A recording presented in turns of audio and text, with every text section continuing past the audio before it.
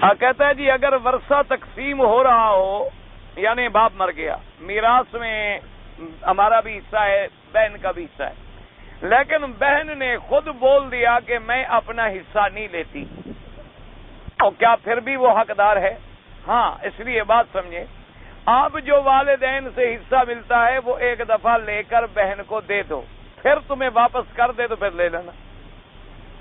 جب اس کو یقین ہو کہ تم نے دینا ہی نہیں تو جھگڑا کیوں مول لے؟ بیچاری وہ ڈر کے مارے کہہ دیتی ہے بھائی میں نہیں لیتی، اس کو پتا ہے شام کو بھائی ڈنڈا لے کے مجھے گھر سے نکال دیں، اس لیے وہ بیچاری کہہ دیتی ہے جی میں نے کیا کرنا ہے، میں تو عورت ہوں، بس آپ کا ہی ہے، آپ ہی بھائی ہیں، سب کچھ ایک کوئی نہیں۔ دینے کا معنی یہ ہے کہ تم وراثت بہن کے نام منتقل کر دو، اس کی جائیداد اس کے حوالے کر دو، اس کے قبضے میں دے دو، اور اس کو گواہوں کے سامنے کہہ دو کہ میری بہن یہ اللہ نے تمہیں دیا ہے، میرا تھوڑا ہے۔ جیسے میں اپنے باپ کے ورثے میں حقدار ہوں اسی طرح تم بھی حقدار ہو، یہ تو تمہیں شریعت نے حصہ دیا ہے، میں نے نہیں دیا، اس لیے تم اپنا حصہ لے لو۔ اگر میں چھوڑ کر نہ چھوڑو، تم لے لو، اپنے بچوں کو دینا، آگے دینا، کہیں دینا، اپنے لیے خیرات کر دینا، کوئی آخرت کا انتظام کر دینا۔ اور پھر چند مہینے گزرنے کے بعد بہن کہتی ہے نہیں بھائی تم لے لو، میں تمہیں دیتی ہوں، اس کی مرضی ہے، وہ تمہیں دے دے، ذرا تجربہ تو کرو، کبھی دیتی ہے، پھر ایک دفعہ ذرا تجربہ کر کے تو دیکھو نا۔ جیسے کہتے ہیں جی بیوی نے حق بار معاف کر دیا، معاف جو نہ کرے طلاق لے، نہ معاف جو نہ کرے بیچاری کیا کرے؟ ایمان سے اللہ کے کعبے میں بیٹھے ہیں، اب جو بیوی کو ہم کہیں جی ہم نے آپ کا حق المار دینا ہے، مہربانی کرو معاف کر دو، کہا جی معاف ہے، آپ اس کو دے دیں پھر تمہیں دے دے، پھر میں دیکھوں تمہیں معاف کیا ہے اس نے کہ نہیں کیا۔ لکھنے کے وقت لکھ دیتے ہیں نا جی 1 مربع زمین حق المہر، 15 لاکھ کی 1 کوٹھی حق المہر، اور جناب 1 عدد کار حق المہر۔ اب جب دینے کا وقت آتا ہے تو سانس آ جاتا ہے یہیں، پھر جناب بیوی سے کہتے ہیں اب گھر میں رہنا ہے یا معاف کرنا ہے؟ معافی کرے گی، یہ کوئی معافی شافی نہیں ہے، جہنم میں بھگتنا ہوگا، عذاب بھگتنا ہوگا۔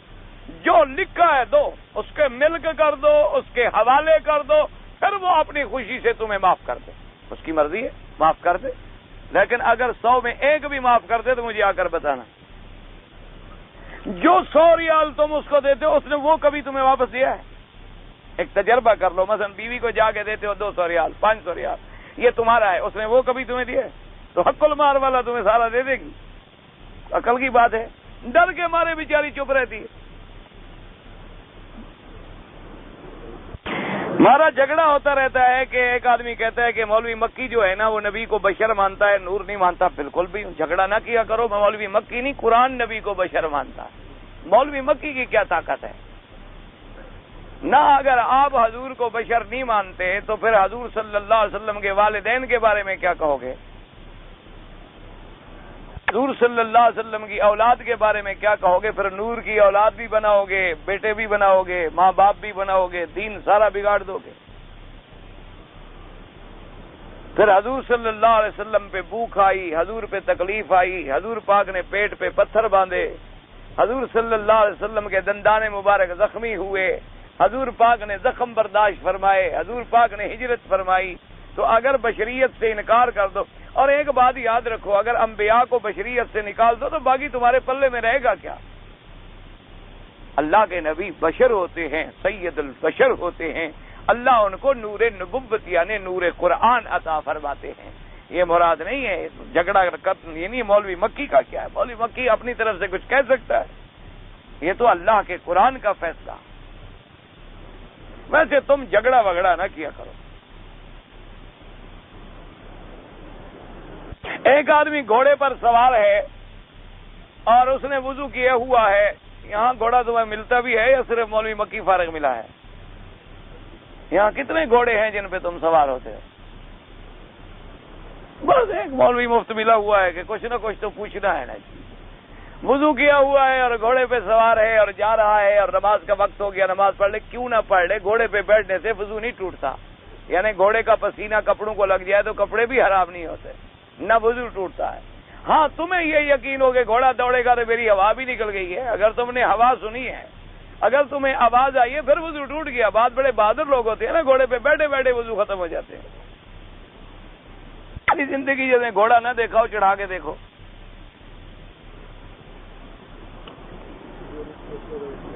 ایک آدمی ریاض سے مکہ آ گئے، ٹیکسی والے نے میقات پہ نہیں روکا اور اس نے پھر مسجد عائشہ سے احرام باندھا، دم ہو گیا؟ بالکل ہو گیا۔ ٹیکسی والے کے پابند، تم شریعت کے پابند ہو، ٹیکسی والے کا کیا ہے؟ تمہارا کام تھا کہ میقات کی اس کو پابند کرتے یا میقات سے پہلے احرام باندھ کے بیٹھ جاتے، تو چادریں باندھنی تھی نا۔ جب ٹیکسی میقات سے گزر رہی تھی، لبیک اللہم لبیک پڑھ لیتے، بات ختم ہو گئی۔ کوئی ضروری نہیں تھا کہ 2 رکعتیں پڑھو، کوئی ضروری نہیں تھا کہ غسل کرو، تم تو چادریں باندھ کے تیار ہو کے بیٹھ جاتے کہ ابھی آگے میقات آنے والا ہے اور جب ٹیکسی گزرے گی تو میں لبیک پڑھ لوں گا، بات ختم ہو گئی۔ لہذا دم ادا فرمائیں تاکہ آئندہ تمہیں مسئلہ انشاءاللہ یاد رہے گا۔ والدہ اگر فوت ہو جائے تو اس کی وارث اس کی اولاد ہے، تو اولاد وارث ہوگی، پھر بہن بھائی کا کیا مسئلہ ہے؟ جب اولاد موجود ہے بات ختم ہو گئی۔ بہت علماء کہتے ہیں کہ ایک ہڈی مل جائے تو جنازہ، ایک ہڈی پر تو کوئی جنازہ نہیں ہوتا، یعنی اگر کچھ چیزیں ملی ہیں اور مومن ہے اور مرا ہے تو اس کو اکٹھا کر کے پھر جنازہ پڑھا جاتا ہے، یعنی ایک ہڈی کیا پتہ اسی بندے کی ہے کس کی ہے۔ میں نے 4 بجے احرام باندھ کر میدان عرفات چلا گیا، ٹھیک ہے، ساری رات سارا دن حج ہے، ساری رات کے لیے وقت تھا، ٹھیک ہے، حج ہو گیا۔ اگر رشتہ داروں میں کوئی آدمی قرض دار ہے تو میں زکوٰۃ دے سکتا ہوں، ہاں، باپ دادے کو نہ دو، اسی طرح ماں نانی کو نہ دو، باقی رشتہ دار اگر غریب ہے، مقروض ہے اور اس کے پر قرضہ ہے ضرور دو تاکہ وہ بیچارہ قرض ادا کرے، اور تمہیں اس میں 2 ثواب ملیں گے، ایک خیرات کا، ایک صلہ رحمی کا۔ اگر مجھے حرم میں کام کرتا ہوں، مثلا لوگ مجھے کبھی دے دیتے ہیں 50، 100، 200، 400 دے دیا، خیرات 10 روپے دے دیے، وہ اکٹھے ہوتے رہے، اس پر زکوٰۃ ہوگی۔ تو جب تمہارا ملک ہو جائے گا، پیسے بڑھ جائیں گے، زکوٰۃ ہوگی، چاہے کوئی دے دے، اب تو تمہارے ہیں نا وہ پیسے، کسی نے دے دیے ہیں اور وہ اتنی جمع ہو گئے ہیں ماشاءاللہ کہ بھیک مانگنے والا بھی اب زکوٰۃ والا بن گیا ہے، تو دینا پڑے گا۔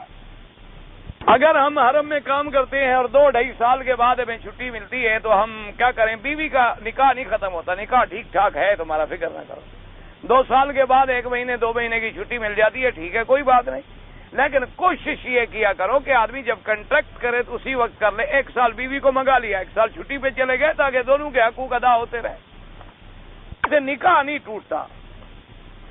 اگر تبلیغی جماعت کے ساتھ چلا جاؤں 25 سال تک باہر رہنے کے بعد واپس گھر، ایسا کوئی مسئلہ نہیں کہ 25 سال تک کوئی باہر رہا ہو، بلا وجہ ایسی باتیں نہ کیا کرو کہ آدمی کی اپنی عاقبت خراب ہو۔ جو لوگ الحمدللہ جاتے ہیں وہ شریعت کے تم سے زیادہ پابند ہیں اور وہ پورے حقوق ادا فرماتے ہیں۔ جب وہ کسی بندے کا حق نہیں کھاتے، تمہاری روٹی نہیں کھاتے، تمہاری چائے نہیں پیتے، تو ان کو اللہ کے نزدیک اپنی بیوی بچوں کے حقوق کا کوئی خیال نہیں ہوتا۔ ایسے لوگ باتیں بناتے ہیں تاکہ حق والوں سے نفرت دلائی جائے، ورنہ ایسی کوئی بات نہیں۔ الحمدللہ وہ لوگ شریعت کے پابند ہیں، دین کا کام کر رہے ہیں۔ اگر تم دین کا کام نہیں کر سکتے تو بلا وجہ اعتراض اور بہتان نہ لگایا کرو، تاکہ اللہ تبارک و تعالیٰ کے ہاں ہم پکڑے نہ جائیں۔ میقات پر گاڑی نہیں روکی، طائف سے آ رہا تھا، بھئی نہیں روکی، یہ دم ادا فرمائیں آپ۔